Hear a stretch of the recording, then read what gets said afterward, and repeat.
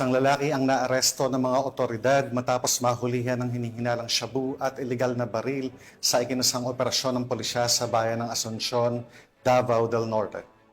Hindi naman titigil ang mga kapulisan sa kanilang adhikaing gawing ligtas ang bawat barangay, lungsod at lalawigan hanggang sa tuluyang masugpo ang banta ng ilegal na droga at karahasan sa buong bansa. Magbabalita dyan si Patrolwoman Sheena May Ilagan.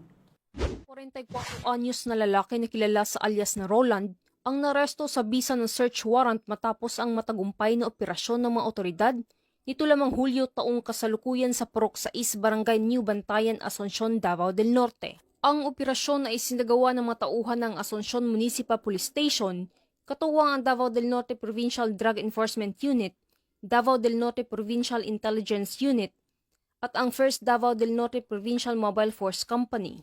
Sa ginawang paghalughog sa bahay ng sospek, na-recover ng mga operatibang humigit kumulang 3.4 grams ng ninal ng shabu na may tinatayang halaga ng 23,120 pesos, isang kalibre 38 na revolver kasabay ang 6 na bala at sling bag. Kasalukuyang nasa kusdiyan ng Asuncion Municipal Police Station ang sospek para sa kaukulang dokumentasyon at paghain ng mga kaso.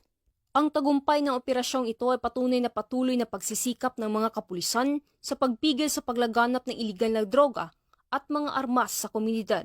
Mula dito sa Police Regional Office 11, ako inyong PN Correspondent, Patrolwoman Sheena May Ilagan, alagad ng batas tagataguyod ng Balitang Pulis.